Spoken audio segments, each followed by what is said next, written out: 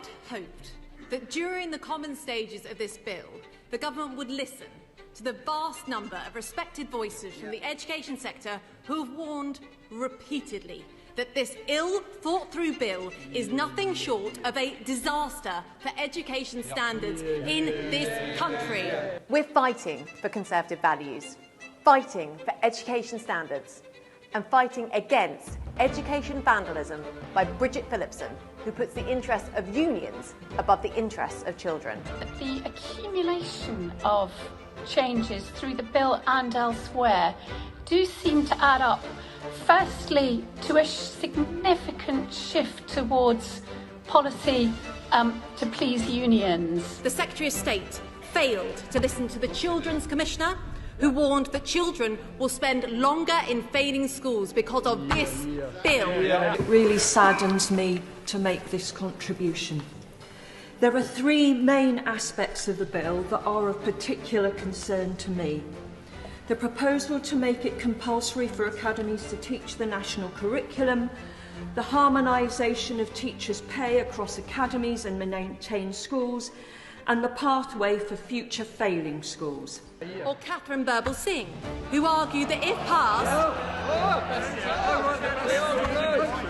Madam Deputy Speaker, this is how they treat one of the best head teachers in this country. There is no evidence whatsoever that their proposals will improve a single school. In fact, the evidence is clear that they will make things worse.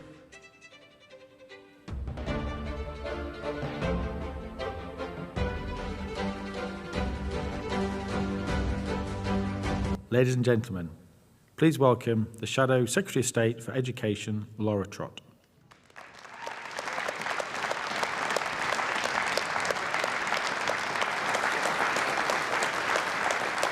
Conference, hello. It is an absolute honour to be addressing you as Shadow Education Secretary. It's a job I've always dreamed of doing. Well, Education Secretary would obviously be better, but I'm working on it. There are three people on my mind as I speak to you today. Three people who have shaped my thinking, whose stories I want to replicate up and down the country. The first is a girl called Celine, who I heard about from her head teacher. She lived in a dangerous council estate in Sheffield. The closest school to her home just wasn't delivering for children.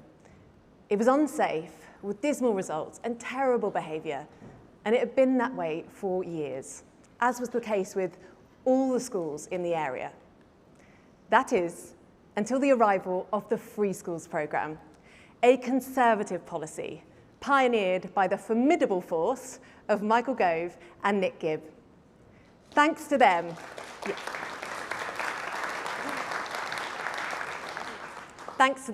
a brilliant head teacher called Dean Webster was able to establish Mercia School. When Mercia opened, Celine got her sliding doors moment, a chance to go to a different, better school. When she started at the new school, the head teacher, Dean, went to visit Celine in her flat. He told me about how, on his way there, he passed gangs on the corner, had to step over people passed out on drugs. It was a glimpse into the world that was waiting for Celine. But through a traditional academic education, a longer school day, and zero tolerance for bad behaviour, Mercia School passed Celine a lifeline. And I couldn't be more pleased to tell you that this summer, Celine got top A-level results and is now going on to study law at university.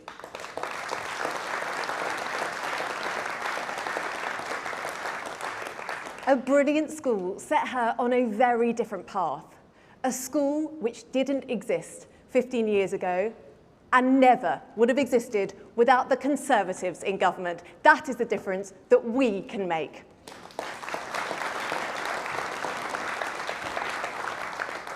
The second person whose story I would like to share today is a young boy I met in Ilford. I'll call him Mason, but that wasn't his real name. He had a horrendous home life and, for understandable reasons, was acting out terribly at school. He just wasn't coping. He was making life a misery and learning impossible, not just for him, but for the other 29 children in his class too. Enough was enough, and Mason was rightly removed from the mainstream and placed in alternative provision for children with behavioural problems. And that's where I met him. This specialist provision helped change his life. It was his version of intensive care, helping him to get back on his feet with the highly specialised support that he needed and so craved. There are too many that think it is compassionate to keep a child like Mason in mainstream school at the expense not just of his future, but that of his classmates' future too. So let me tell you what real compassion looks like. It's taking Mason out of a setting that was failing him, letting him get the extra support he clearly needed. That is what we need to fight for children like Mason. And the third person whose story I'd like to share is a teacher called Kat. I met Kat at a recent visit to her school in Trinity, a free school in a deprived area in Leeds where she is the principal. 61% of her pupils were disadvantaged. Over 70% don't have English as their first language. But Kat radiates passion about her school, her teachers and her students, and her energy is infectious. She was rightly so proud of the curriculum they have developed, the high standards of behaviour that they expect from every student, the results that they are seeing every day, which far outstrip anything previously achieved in the local area. Results, I might add, that they can only achieve because of the freedoms that come with being an academy. Freedoms that I refuse to let the Labour government just take away casually without any thought for the consequences. Celine, Mason and Kat, I'm in their service and the thousands like them. They are why I do this job. Unlike Bridget Phillipson, I will never come to work only thinking about the unions.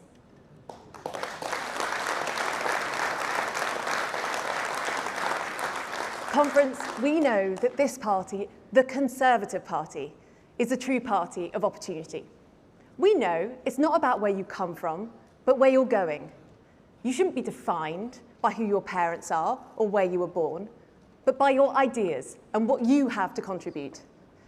That is why the Conservative Party is a party of opportunity.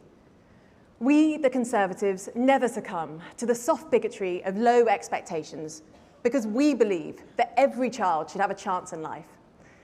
And reforming schools unleashes opportunity, plain and simple. But it's not enough just to believe in public service reform. The inconvenient reality, and other parties might want to take note, is that you actually have to have a plan to deliver it to. And that is exactly what the Conservatives in government did. An Academies Act passed in 77 days, hundreds of new free schools, thousands of new academies, a rigorous curriculum, high-quality technical education, tougher exams, better teaching standards, phonics, a stop to grade inflation, calculators and exams thrown out, millions more children in good and outstanding schools. That is what the Conservatives did in government.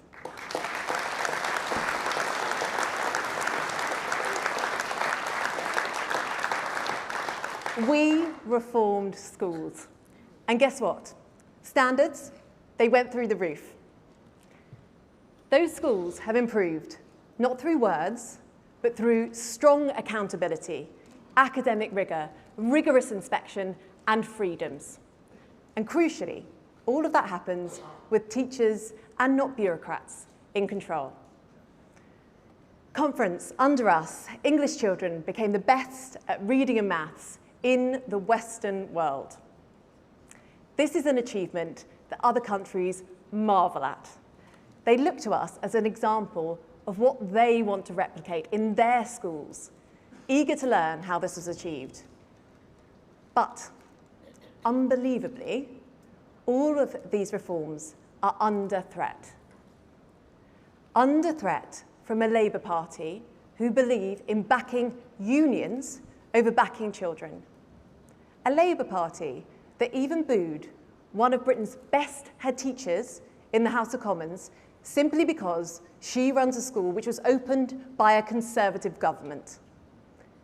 The only consistent strand of this Labour government is that union demands come ahead of the interests of children of this country.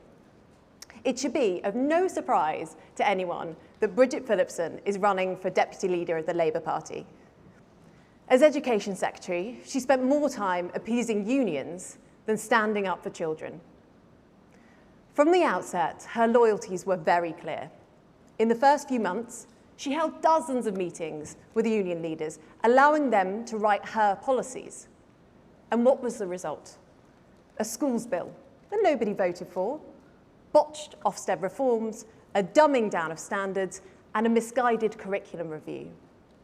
Every single time the Education Secretary has been confronted with a tough decision, she's capitulated to the left. This might help her with the deputy leadership election, but it doesn't help children at school.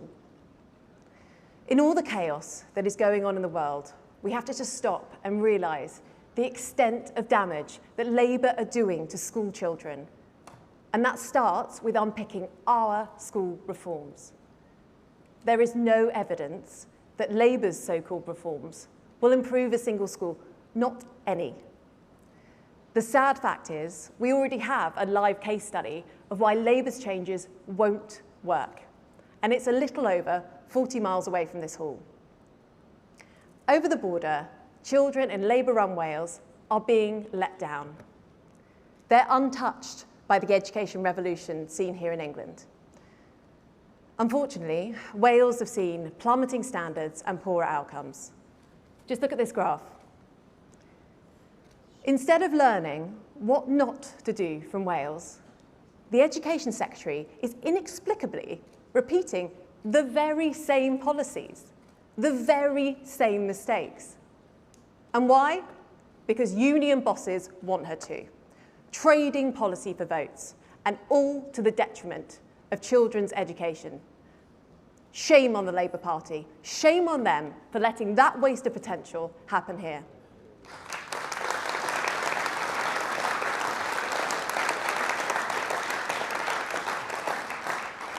Labour are turning their backs on everything that we know improves schools.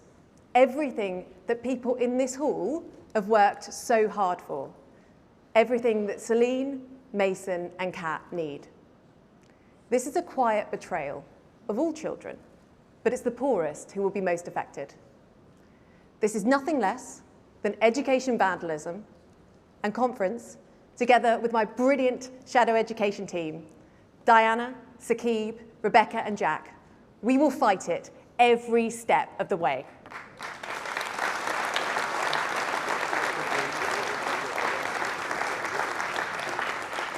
Let me turn now to one of the key problems facing schools, behaviour. We must make sure that every child who goes to school is given the chance to learn from excellent head teachers and without fear for their safety. I went to a good comprehensive with some brilliant teachers to whom I'm extremely grateful. But I also saw the consequences of bad behaviour. I can tell you, being at a school where teachers are sometimes locked in cupboards, things are thrown in the classroom, and fights break out in the hallway does not make it easy to learn, or for teachers to teach. The truth is that children cannot learn if they're stuck in a chaotic environment where bad behaviour runs rife. You would think that this is obvious, but not, it seems, unfortunately, to the Labour Party. Sadiq Khan thinks that when you bring a knife into the classroom, you shouldn't be expelled. Andy Burnham, who's been a popular topic of conversation recently, called for the end to pupil referral units. So no more expulsions for the most disruptive pupils. That's mad. And north of the border in Scotland, the SNP have actively sought to keep disruptive pupils in mainstream schools, to the point where last year, just a single pupil was permanently excluded over the whole academic year, across the whole of Scotland. Conference turning a blind eye to aggression, disruption, or violence is not moral leadership. It's an abdication of responsibility.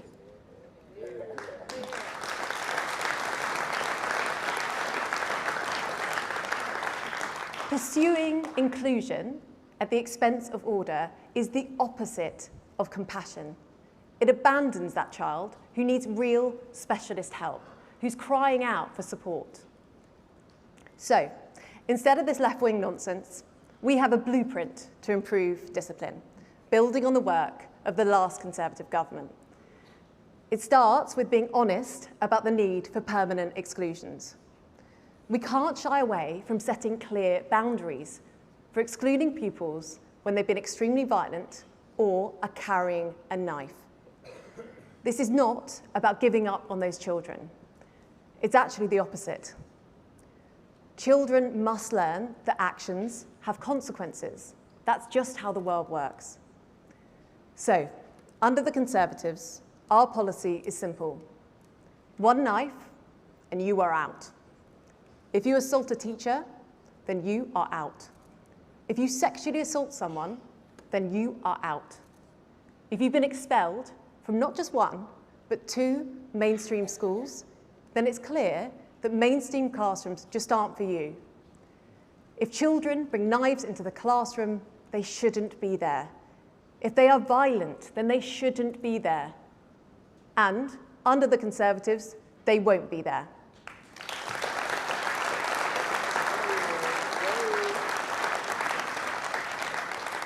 But the important piece of the jigsaw here is that once children have been excluded, it is our duty to them and their future to give them the support that they need, moving them into specialist alternative provision where they stand a real chance of success.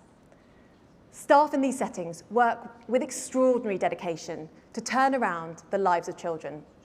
I've seen this firsthand. When done well, it's a quality of education that can be tailored to their needs. I saw that with Mason. But we need more places like this. It's clear to me that there is not enough high-quality alternative provision, and as a result, disruptive pupils are being kept in mainstream education for far too long. Our blueprint will create more high-quality places in alternative provision, reducing disruption for the many who suffer from it, and delivering specialist support for the few who need it. And every local area should have specialist provision, partnering with football teams and sports clubs who are brilliant at engaging young people. Just yesterday, I visited Old Trafford and saw the amazing work that Manchester United Foundation are doing to do just that, providing young people with role models, mentors, routine, and discipline. This should be everywhere. And girls should have separate provision from violent young men. And we should push standards up through every academy train, partnering with one. We should make alternative provision independent of local authorities. We should make sure that every provider is registered so that every setting is inspected by Ofsted, so there is proper accountability and rigour, especially in those settings for some of the most disadvantaged and challenged children. And we must ensure that those children, especially the most violent, are turning up to their alternative provision, so they're not slipping out of sight and into criminality. Because we believe that children should be in the classroom, not on the street. Fines should be issued automatically when they are not there, because these children need help, and we need to ensure that they get it, and they only get it if they turn up.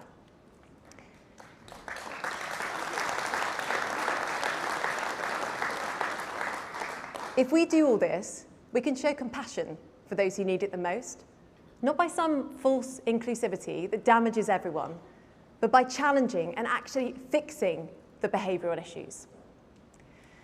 Now let me come on to another problem that is causing behavioural issues: smartphones. Time after time, teachers have told me that smartphones are one of the biggest causes of bad behaviour. The government's own research show that they disrupt nearly half of GCSE classes every single day. Look abroad. In Portugal, schools that banned smartphones saw a huge drop in bullying. Australia, Norway, Finland, France, all tightening restrictions on smartphones.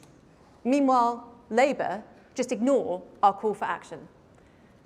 The single biggest thing Labour could do right now to improve behaviour is to get smartphones out of the classroom.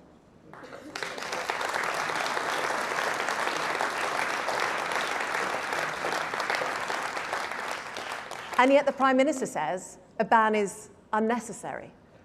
Bridget Phillipson calls it a gimmick. And while they stick their heads in the sand, who suffers the most? It's the most disadvantaged. When I first started going into schools to talk to students about this, I didn't necessarily expect to be the most popular person. Taking away smartphones from teenagers is not something that you think would go down particularly well. Yet I have been overwhelmed by the response. The most frequent reaction from students after a ban has been put in place is one of pure relief. I will never forget the face of one boy who told me that it made him feel safe.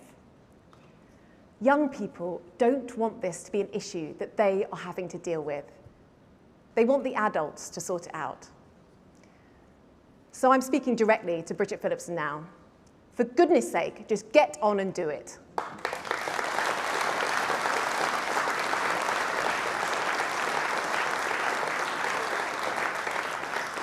Now, the sad truth is this. We've had broken promise after broken promise from the Department for Education. You simply cannot trust Bridget Phillipson when she says that she's going to improve our schools. Conference, you all know about Labour's plans to become the only country in Europe to tax education. It was one of their core manifesto pledges and one of their most vindictive. Because the result of the attack on the independent sector is not more teachers in state schools, but fewer. 400 fewer, to be precise. And we haven't got a better state school system from Labour's education tax. We've just got one with more crowding in the classrooms. Because independent schools are closing at a record rate. Pressure is being piled on the state sector in a way that teachers across the system warned about. The Prime Minister himself admitted money isn't going to state schools. Conference, and I promise you I'm not making this up, instead of using money to hire more teachers, as the manifesto said, the Prime Minister is using the money to house illegal migrants. Under the consent of.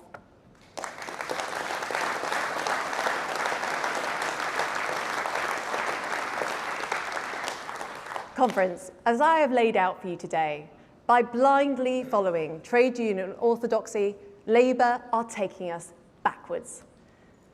It took real courage and conviction for us to get those school reforms through 15 years ago. Headlines of the local papers at the time read, "Hands off our failing schools." Unions were allergic to the change, competition and accountability. Decades on, and now Labour's stated ambition in their so-called reforms is to create more consistency in the education system, not excellence. In practice, that means levelling down across the board. In recent decades, parents and children have voted with their feet. Bad schools closed, good schools thrived. That is the strength of choice. Those are conservative principles in action. But Labour's schools bill rips that apart, handing local authorities sweeping new powers, not only to block good schools from growing, but even to stop an outstanding school from keeping the same number of pupils. This is madness. It risks shattering life chances for some of our most deprived children. We know that turning failing schools into academies is the single most effective way of helping children. Yet Labour will keep children trapped in failing schools for longer, denying them the opportunity that they deserve. This will be Labour's record. This will be Bridget Phillipson's legacy, and that is why we must fight them all the way. Fight the education vandalism of Phillipson, who puts the interests of unions above British interests, above the interests of Celine, Mason and Kat. Teachers deserve better. The next generation deserves better. Our country deserves better. It is the Conservatives who have reformed education for the better before, and we will do so again. Thank you.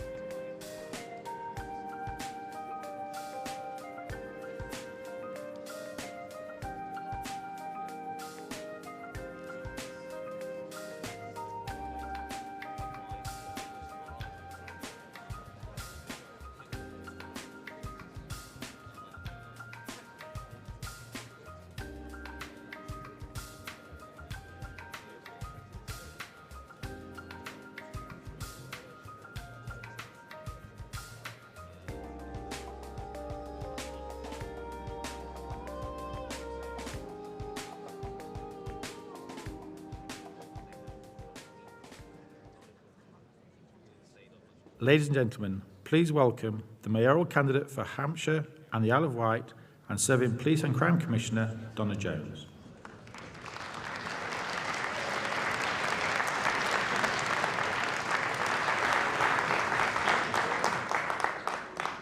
Good morning, conference.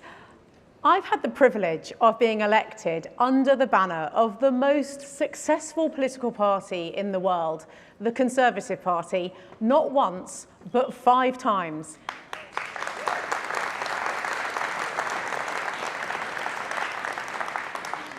In 2008, I was elected to Portsmouth City Council following a successful career in banking.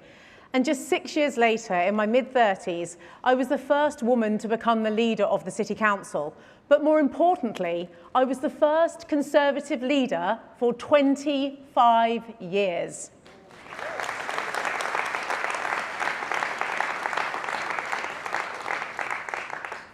Since 2021, I have been the Police and Crime Commissioner for Hampshire and the Isle of Wight. But in 7 months' time, I'm going to face the ballot box once more. This time, to be the first mayor for Hampshire and the Isle of Wight.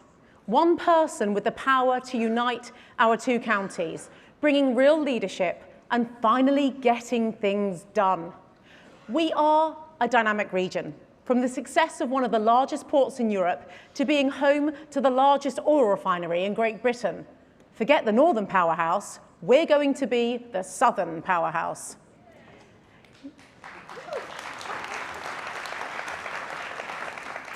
And yet we do need a single voice to speak for us, to champion investment and to fight our corner into government.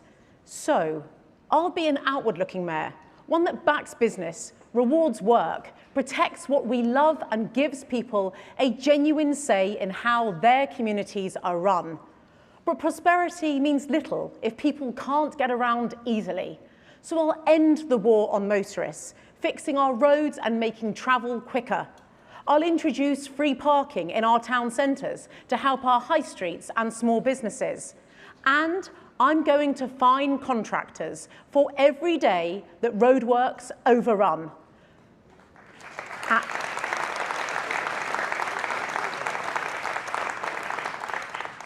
And when it comes to the ferries for the Isle of Wight, I'll demand the government hands over the regulatory powers to ensure accountability over prices and performance. Conference, my message to the electorate next year is simple. Put your faith in leadership that you can trust. As Police and Crime Commissioner, I've listened and I've acted to what people have told me they wanted. In 2024, I brought back local bobbies, a named police officer for every community. A policy that was so successful, a year later, the Labour government copied it. Over the last 2 years, I have delivered on another promise, to open new police stations. Not 1, but 8 in total, and I've outlined plans to open another 2 next year. I've opened up front counters to give the public access to their police force again. But most importantly, my current role has meant I've worked closely alongside our Shadow Lord Chancellor. And that brings me to the person that I have the honour of introducing today, our Shadow Justice Secretary. He is a man who is not afraid to speak truth to power, someone who has exposed Labour's reckless plans for 2-tier justice, a system that would have meant the same crime could be punished differently depending on your background. That is wrong. And it is the Conservative, the true party of fairness and equality, who are standing up against it. Our Shadow Justice Secretary has shown leadership and principle, calling out Labour's soft approach on crime. He's challenged Transport for London over their failure to act decisively over train dodgers and fighting back against proposals that would have allowed prisoners to walk free without serving their time. He understands that justice must be fair, firm, but importantly, it must be impartial. He understands that the safety and confidence of our communities depend on it. So, conference, it is my great pleasure to introduce someone who has never wavered in his defence of the rule of law, a champion for fairness, my friend and our Shadow Lord Chancellor, Robert Jenrick, MP.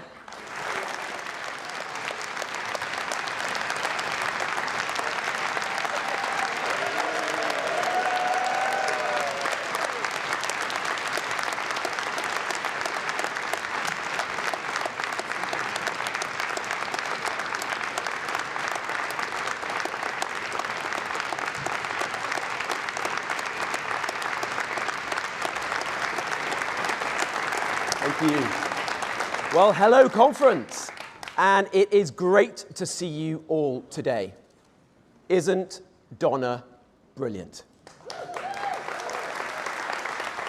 Look, conference, we are going to get Donna elected as the first mayor of Hampshire and the Isle of Wight. Forget the King of the North.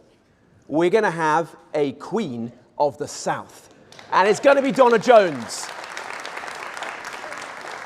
Now, I want to talk to you today about 4 famous blondes.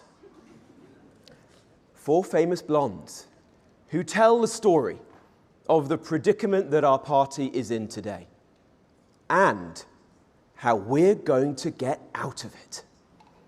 Because right now, it's true.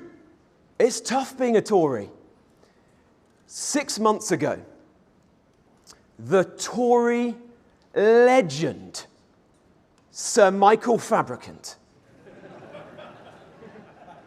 went on the Big Brother house. He lasted 4 days. Last week, one of our party's most energetic campaigners, Emily Hewitson, entered the Big Brother house. She lasted 11 hours. She didn't even get to spend the night. And now, conference, I've heard that a 3rd Tory blonde is in negotiations to enter the Big Brother house. Liz Truss. But the negotiations have broken down, conference. She's asking to be paid by the minute. Too soon, perhaps. Too soon. Look, I'll come back to the blondes in a moment. But, conference, it's not all doom and gloom right now. Last month, I received some good news, courtesy, surprisingly, of Angela Rayner. Keir Starmer's emergency reshuffle, otherwise known as, remember, Phase 2. Anyone remember that? Well, I think Keir Starmer would like to forget it as well. Anyway, it led to a great privilege for me. I now shadow a new Justice Secretary, David Lammy. Now, David Lammy has a somewhat checkered past. You might recall his appearance on the BBC's Celebrity Mastermind. David Lammy, Celebrity Mastermind. You do not need to be a lawyer to know that that is a violation of the Trade Descriptions Act.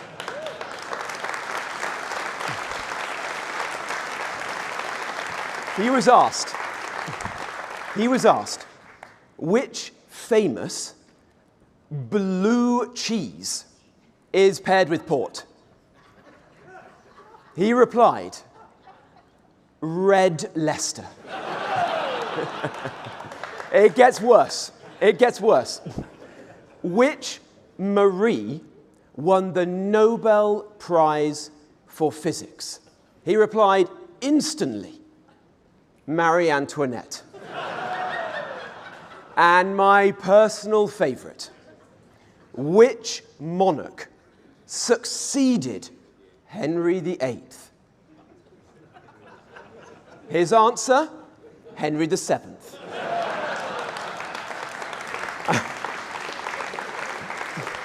I'm not sure Mastermind was the show for David. Perhaps you could try Pointless. He would work as both a contestant and an answer. But look, in all seriousness, it is great to be here in Manchester, in the proud, historic city of Manchester, a city that has given our country so much, but which has also suffered great tragedy. Most recently last week, when Heaton Park Synagogue was attacked. It was an attack on all of us. Thoughts and prayers, yes, absolutely.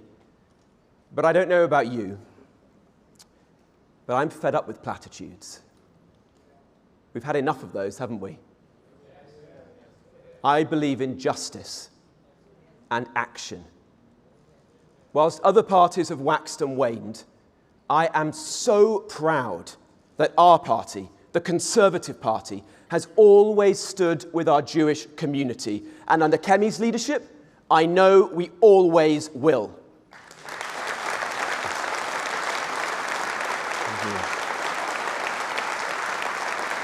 Because conference, a Britain where our British Jewish friends are afraid is not Britain, and we will never stand for it.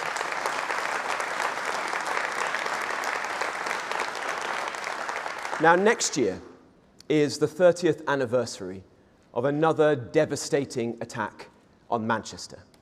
The IRA unleashed the biggest bomb to explode in England since the Second World War. In more recent times, long after the Troubles ended, IRA members used so-called human rights laws to sue the British government for compensation, while dragging our soldiers through the courts. To stop this injustice, the last Conservative government passed the Legacy Act. We took the side of our brave servicemen, the side of the victims, and above all, the side of the decent people of Britain. We refused to give in. That is something everyone in this room should be truly proud of.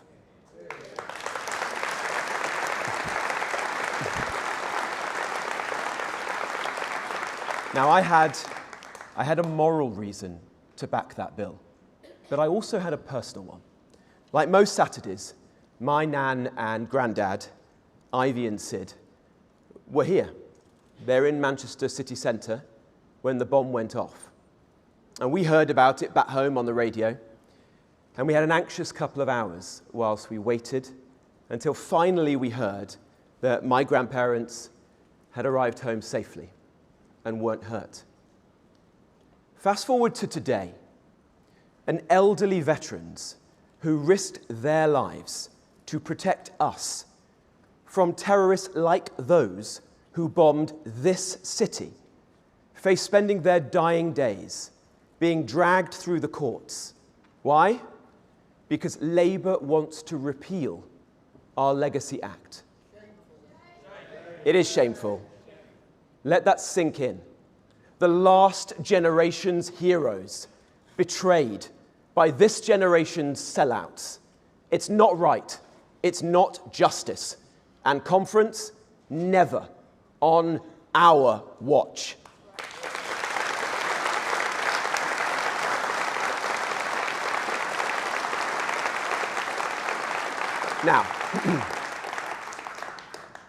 Now, we all knew that Keir Starmer would be a bad Prime Minister. But I don't think anyone anticipated he would be this bad. He's combined the management style of David Brent with the administrative grip of Blackadder's Baldrick. He's proven himself to be a freebie grabbing, free speech stifling, criminal releasing, tax raising, farmer hating, Brexit betraying, aspiration sapping, sorry excuse for a leader. And conference,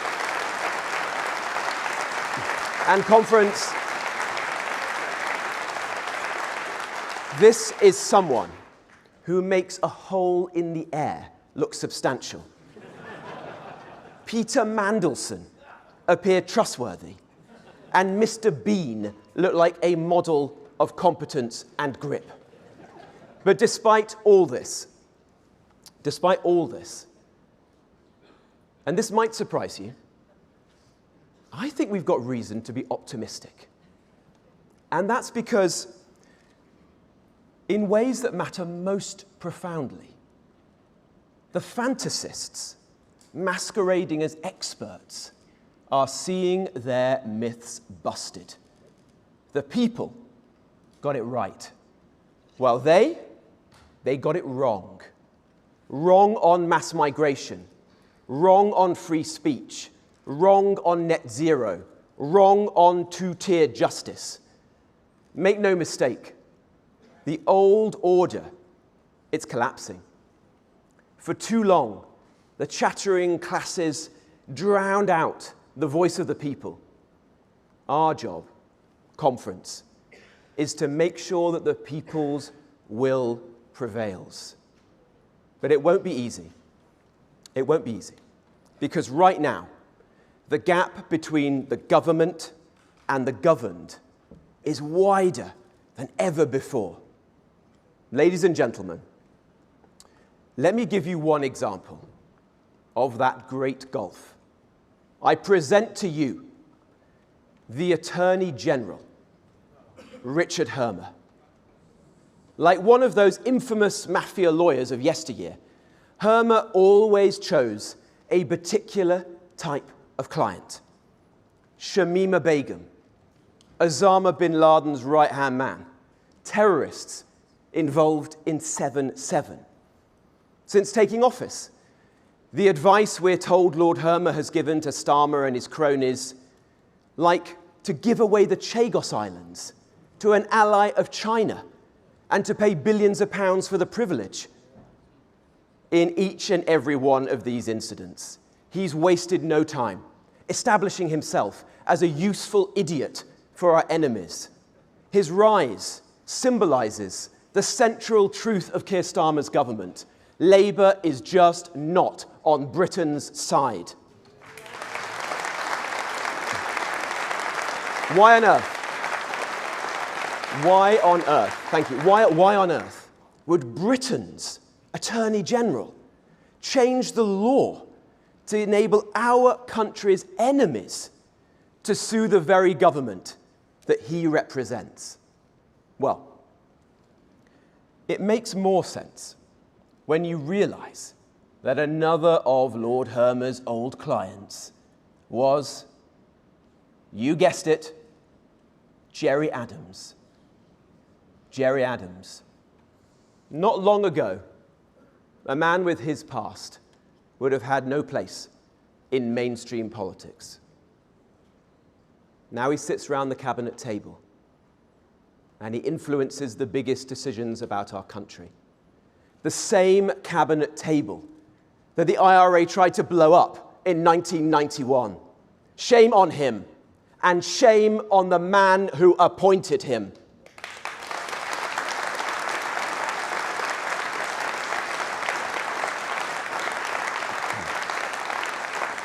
Now, last week at Labour conference, Labour lined up to attack me for scrutinising judges, for mind-bogglingly absurd judgments, like the Albanian criminal who avoided deportation because his son didn't like the taste of chicken nuggets in Albania. Labour just don't get it. They don't get it. They really don't. Now, you might be wondering, what have I got in this box? Well, don't worry. I'm not about to do a Michael Fabricant tribute act. This is actually serious. For those of you at the back of the room who can't see, I have here a judge's wig. It's something we should all respect and revere.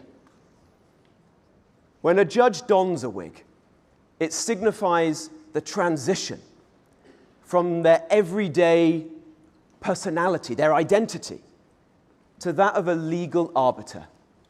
It's a visual representation of the judge's role as an unbiased mediator, focused solely, only, on upholding the law and delivering justice.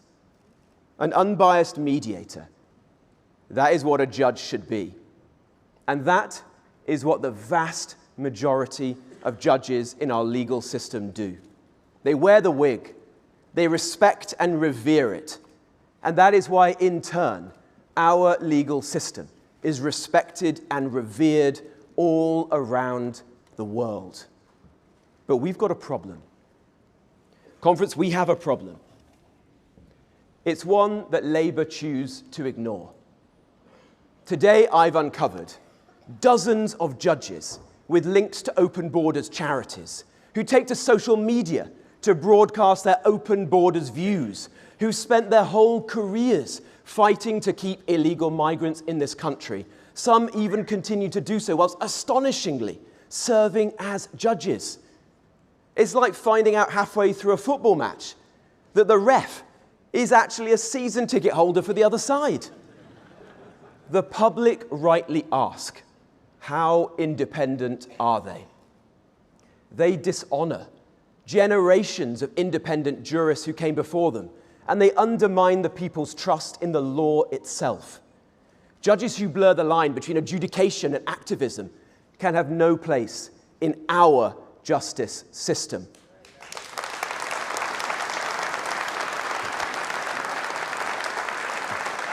Which is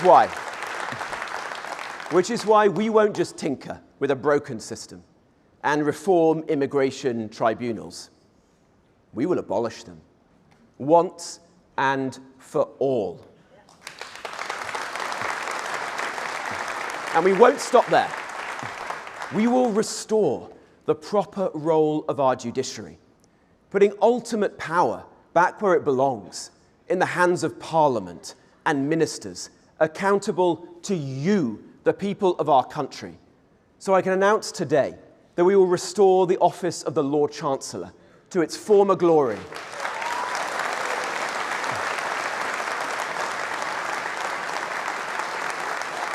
We will reverse the constitutional vandalism of Tony Blair and New Labour. The Lord Chancellor will once again appoint the judges. No more quangos.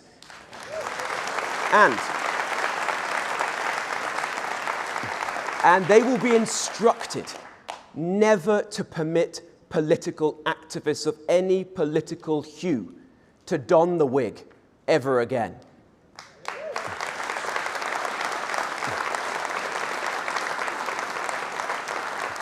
They will also be responsible for issuing new sentencing guidelines. The two-tier sentencing council is not fit for purpose, so it must be abolished altogether.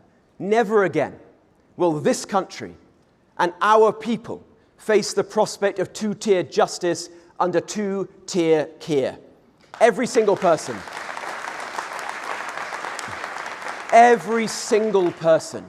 treated exactly the same. Not equity, equality. That, ladies and gentlemen, is the conservative, no, that is the British way to do justice.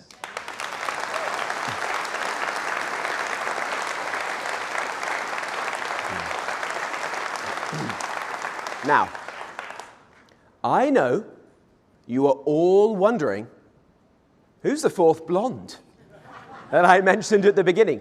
The one who will point the way to how we recover the fortunes of our party. Is it Margaret Thatcher? Not this time. Is it Boris Johnson? No. Lord Heseltine. Bear with me.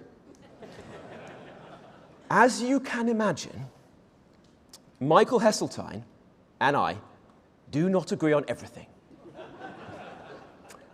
But he told me that when he was a young man in opposition back in the 1970s under Margaret Thatcher, he would wake up every morning and he'd ask his wife, how am I going to fight fight Labour today. And at the end of the day, he would lie in bed again and he would ask his wife, well, he obviously wasn't a very romantic man, tomorrow, how am I going to fight Labour? Now, I don't say that to my wife in bed. But I do think it.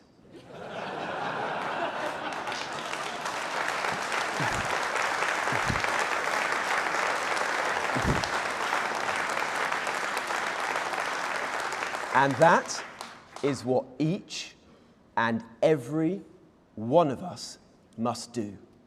Fight this failing Labour government. Fight for the future of our country. And when we fight, we win.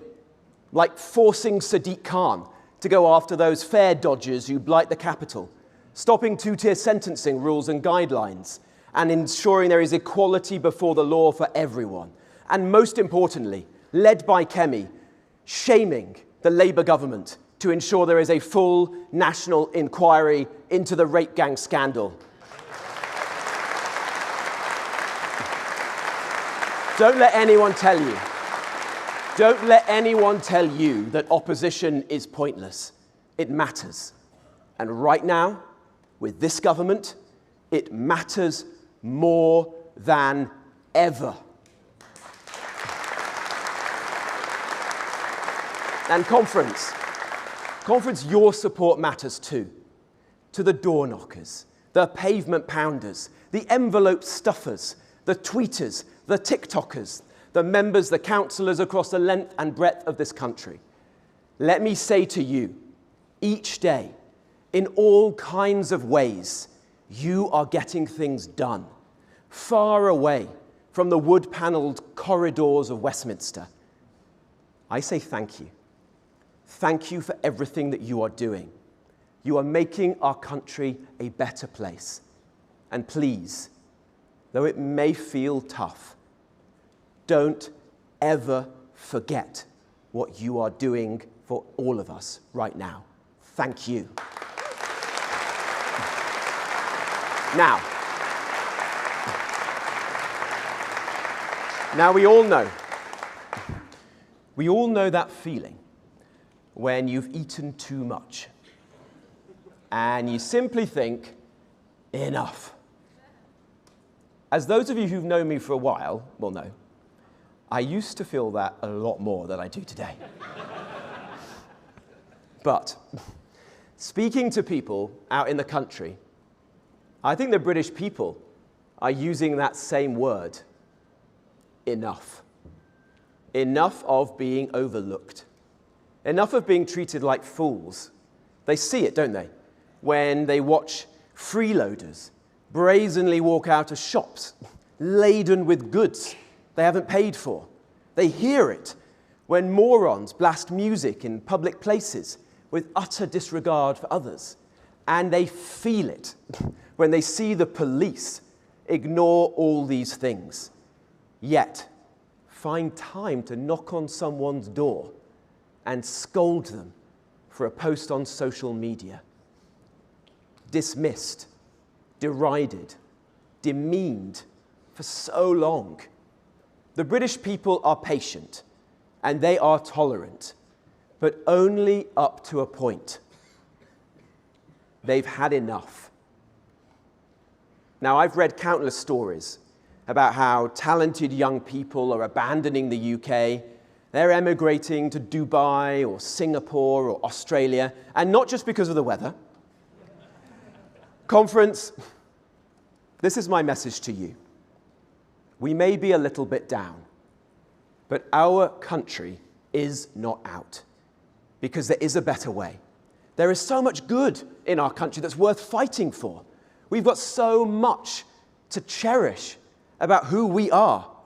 Blue remembered hills seen from black country towns, big skies over the flat acres of Nottinghamshire, the best farmers, food and drink, beer in the world, from Aberdeen Angus steaks to Hawkstone lager, a love of pubs, our love of animals, the common law, jury trials, a royal family so admired that they make the most powerful man in the world go weak at the knees, a military that has defeated every force on the planet, the roar of the crowd at Twickenham as the Red Roses beat the Canadians, or Chris Wokes, arm in a sling, goes out to bat at the Oval, the quiet kindness of our hospice movement, the millions of volunteers whose helping hands and broad shoulders make our society strong, the spirit of builders, of makers, of doers, of givers. These are the reasons our hearts swell when we think of Britain. I see it, conference, and so do you.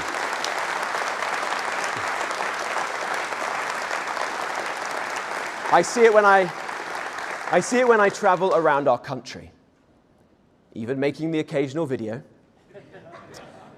I've developed a Michael Portillo-esque knowledge of Britain's motorway service stations. So if you're watching, hello to my friends at Greg's, at Peterborough North Services. You might see me later this week. But above all, as I've been visiting communities, I've asked a lot of questions. And I'm telling you, out there, the spirit is strong. I felt it when I went to Epping and stood with mums, local mums, sick of illegal migration and determined to keep their families safe. I felt it when I went out with tradesmen, gas fitters like my dad, sick of their livelihoods being wrecked when scumbags break into their vans and nick their tools and sell them in plain sight at the local car boot sale. I felt it when I talked to folk putting up flags, sick of their identity being sneered at. The collapse of the old order is in sight. A new one is coming because the British people are fighting back. And conference, there's absolutely nothing that Labour can do to stop them.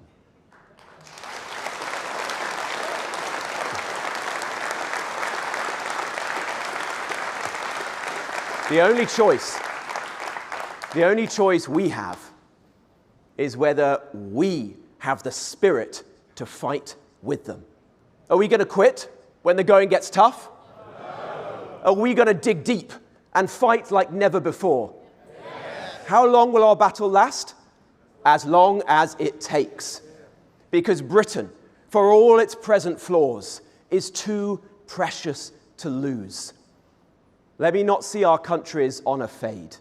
Let us see our land retain her soul, her pride, her freedom. Conference, every tide turns. I can feel Britain's fortunes turning. So let's pick ourselves up. Let's dust ourselves down. Let's draw on Britain's greatness to make it greater still. Let's fight for a better future. Let's build this new order. Let's take our country back. Thank you, conference. Thank you.